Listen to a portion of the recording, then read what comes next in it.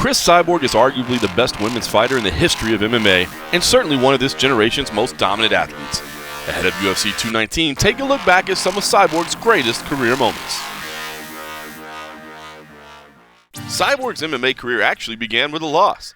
On May 17, 2005, the 19-year-old Cyborg faced Erica Pius at Show Fight 2. Cyborg was taken down early in the fight and actually escaped back to the feet, but as she looked to strike, her opponent caught her in a rare double knee bar, forcing a tap at the 146 mark of the first round. 12 years later, the loss to Pius remains the only defeat on Cyborg's record. The first time many North American fight fans saw Cyborg was on July 26, 2008, when she faced Shayna Baszler at EliteXC Unfinished Business. More than 2.6 million viewers tuned into CBS to watch the event. A grappling specialist, Baszler entered the contest as the betting favorite and did her best to lock up a submission in the first round, but she never got close to accomplishing that goal.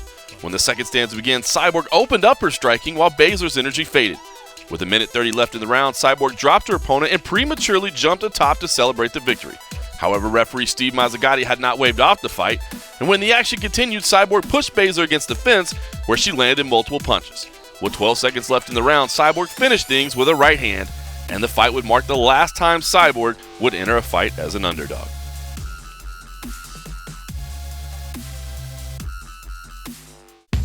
Cyborg met Gina Carano in the main event of a Strikeforce card in August 2009, with Carano serving as the huge fan favorite.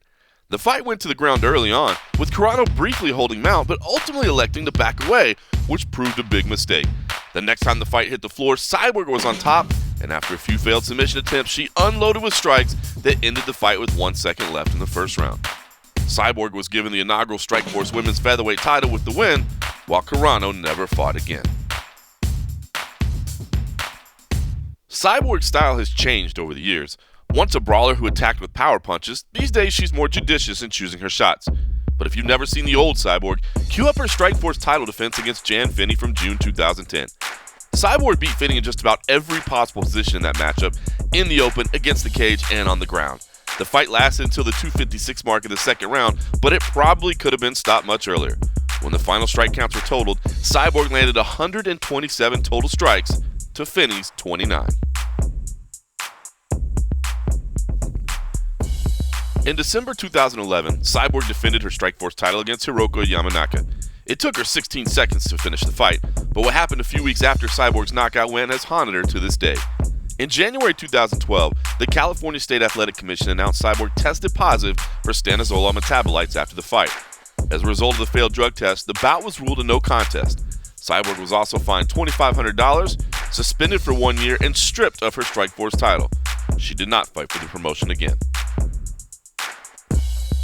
After years of hemming and hawing, the UFC finally booked Cyborg in a fight in May 2016 at UFC 198 in her home country of Brazil.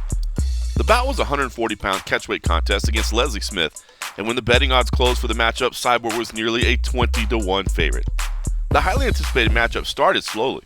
For the first 64 seconds, Cyborg worked at distance, but then she turned up the heat.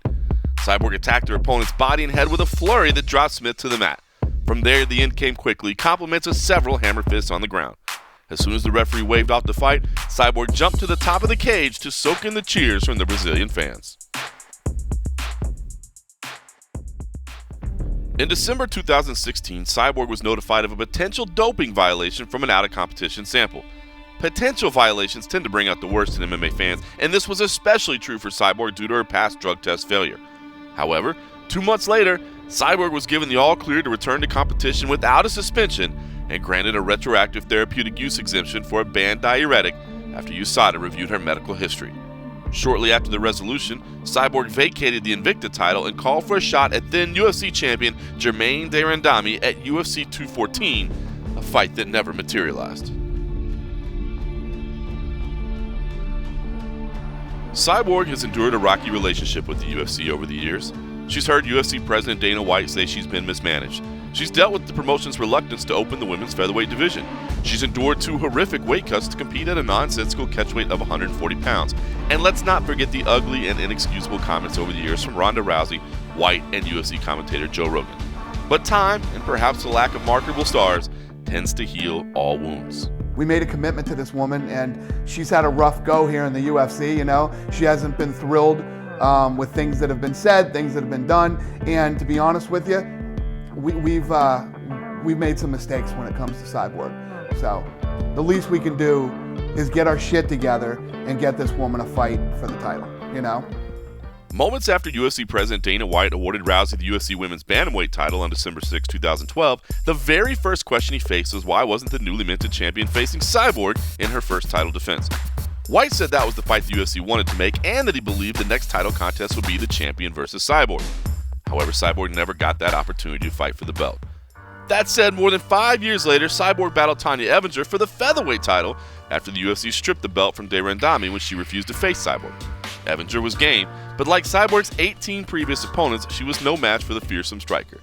The end came at the 156 mark of the third, after Cyborg landed a knee to Evinger's head against the cage. Some of the ugliest moments of Cyborg's career have come when representatives of the UFC attacked her in the media. After winning the featherweight title, Cyborg had the opportunity to address those critics, with some of them standing inside the cage after she claimed the belt. Instead, Cyborg elected to take the high road. It's my moment, you know. I think it's the big deal what's happened with us. I cannot need to be his friend. He do his job to interview me, and if he like, go read you and speak whatever he wants, and okay. And then I think then interview me after fight, and see I'm the world champion.